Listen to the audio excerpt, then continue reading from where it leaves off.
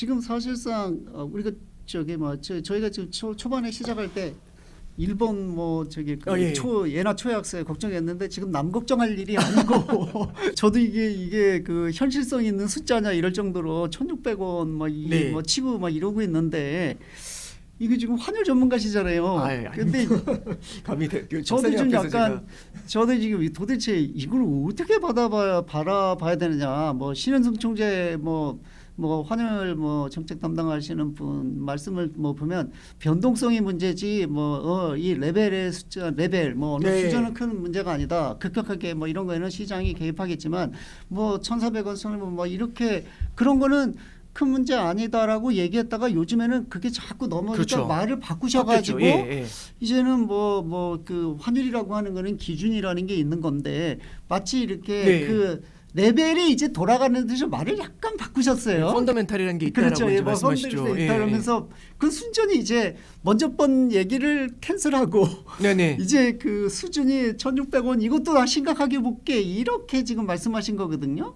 그래서 네. 지금 어떻게 봐야 됩니까? 이거 왜 그럽니까? 일단 가장 큰 얘기가 뭐 저기 국내 주식 투자 뭐 해가지고 한 외국인들이 굉장히 많이 그래서 그 다 돌아가서 경상수지 흑자 뭐 기타 등등 해서 달러가 뭐 많이 벌은 것 같지만 사실상 뭐 별로 그게 효과가 없고 이 나간 게 굉장히 크다 이렇게 보는 게 이제 뭐 통계도 사실은 또 그렇고요. 예, 그렇습니다. 근데 이게 이제 세상이 바뀐 것도 분명히 있다라고 저는 생각하고요. 근데 저는 이제 요번에 이제 한은 총재님 코멘트에만 좀 이렇게 간단하게 제 의견을 좀 말씀을 드리면 이런 것 같아요.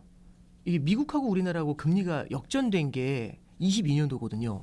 예, 그렇죠. 지금 4년째 역전이 돼 있는데 기존에도 잠깐 역전된 적은 있지만 이렇게 장기적으로 역전된 그리고 적은 앞으로 없습니다. 더 벌어질 것 같은 느낌도 네. 들어요. 심지어. 그게 이제 문제가 뭐냐면 금리가 역전이 되면은 달러의 매력이 높아지는데 그럼 우리가 환율의 상승이 어쩔 수 없이 나타나거든요.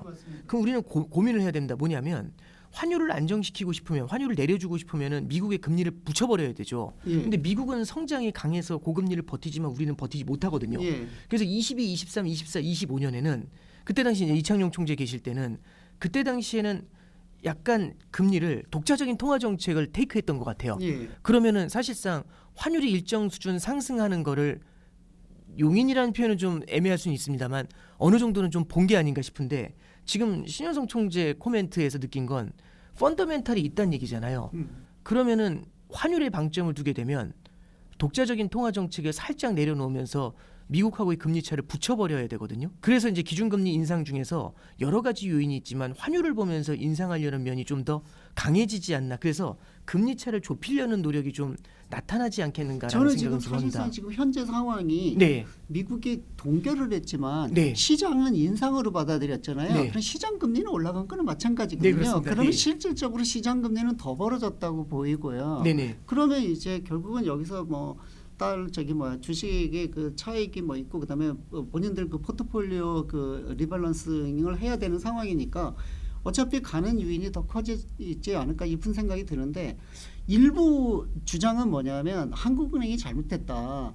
이 통화를 너무 많이 풀었다. 이런 거가 환율에 굉장히 큰 영향을 주지 않았냐. 이런 얘기에 대해서는 어떻게 생각하세요? 근데 그거는 한은에서도 블로그나 이런 데서 한은 총재께서도 이제 나와서 사실 말씀하셨고 결국에는 기준 자체가 비교 기준 자체가 스탠다드가 다르기 때문이다라는 거는 명확하게 좀 보여주셨던 것 같고 그 부분에 대해서는 저도 동의를 해요. 그래서 통화량의 문제가 만약 크다면 우리나라 인플레이션도 자극을 많이 받았을 거거든요. 그래서 통화량의 문제보다는 이런 것 같아요. 저는 좋은 포인트입니다. 예. 저는 좀 그런 것 같아요. 그러니까 이 말씀하셨던 것처럼 결국에는 정부도 기업도 가게도 전부 해외 투자에 이제 증가를 보고 있는 거지 않습니까? 그리고 환율의 리밸런싱도 결국은 주가가 올라오면서 리밸런싱이 나타나는 것도 있고 그 다음에 이제 말씀드리고 싶은 거는 4년 동안 금리가 역전이 되는 과정에서 사실상 고환율의 고착화, 그러니까 이런 거죠. 요즘은 사람들이